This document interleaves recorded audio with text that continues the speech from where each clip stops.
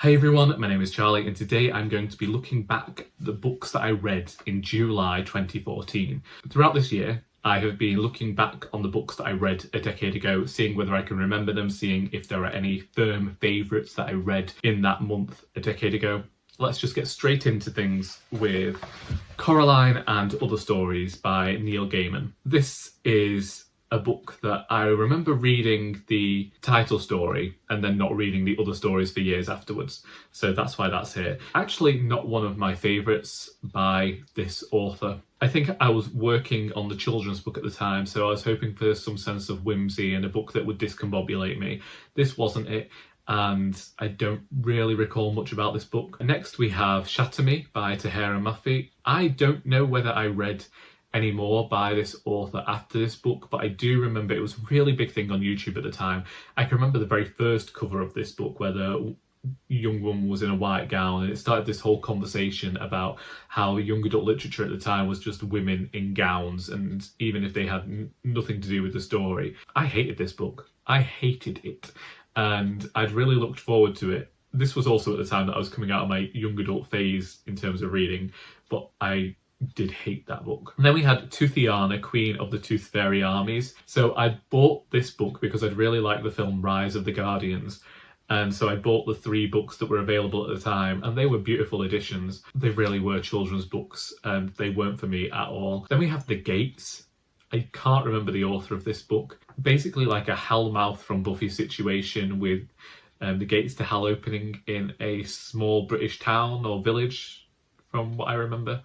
It's a long time ago. Then we have Cloudbursts, which is one of the anthologies that my creative writing group put together. This was our second anthology. There is a poem in there, and there is a piece of prose that I wrote, which I'd considered turning into a novel, which was in the we voice, and was the voice of 2 sisters, and they'd murdered a man. Then we have The Sandman Endless Nights.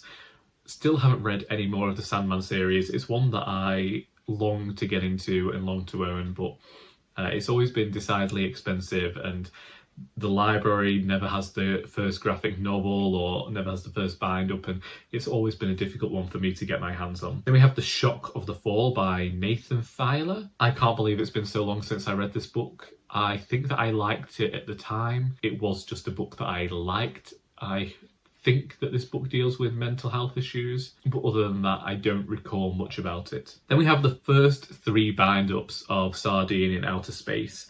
So prior to this, the month before, I'd read The Rabbi's Cat, which was by Joann Sfar, and Sardine in Outer Space is a middle grade comic book that he wrote that is very reminiscent of Dennis the Menace or the Beano type comic books, and it's a young girl, her uncle and a friend of hers in space. Each 10-page story has them dealing with some threat from this evil doctor who's looking to take over the universe.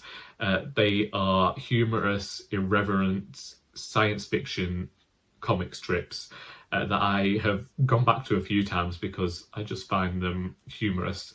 But yeah, they are aimed towards children, and my favourites are the ones that Joann Sfar was also part of. There's a point in the series where he left and it's just done by one of the other people who was in this partnership, and I didn't care for those ones as much as those 3. Then we have The Land of Decoration. I can't remember the author, but there was a big thing at the time of this sort of fiction coming out. Then we have The Professor's Daughter, also by Joann Sfar, and this, for me, was almost like a carry-on film.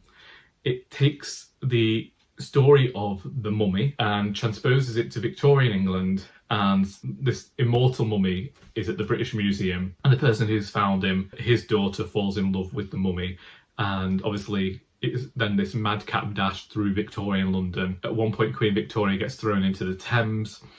It is another hilarious spoof of that tale, and I very much enjoyed it. Then we have Anya's Ghost. I can't remember the author of this, but I still have this one, I think.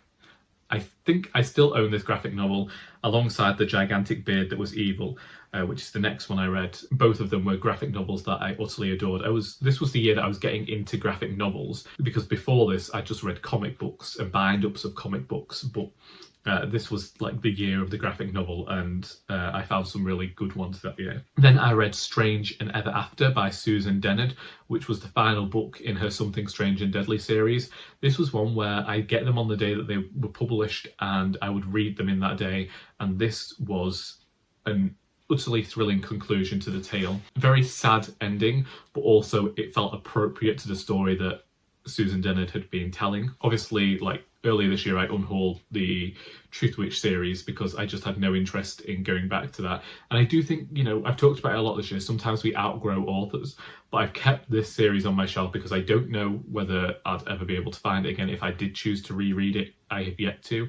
But something I've really appreciated about this author, and was something that you didn't see in young adult literature at the time, is the fact that there were actual physical repercussions for actions that happened within the books. There was never a magical solution to a problem. Actions had consequences, and certain actions could cause deaths of characters, and they could be major characters within the stories. And it wasn't what you'd hoped for. You'd hoped for something different for the characters, but it always felt apt for the story that Dennard was telling. And that is something that I've always appreciated about her as a writer.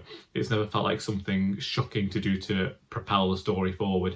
It's always felt very apt and necessary for the story that she's telling, and really enhances the level of threat within the tale. So I really like this as an ending to a series. And then we had George's Marvellous Medicine by Roald Dahl to end off the month.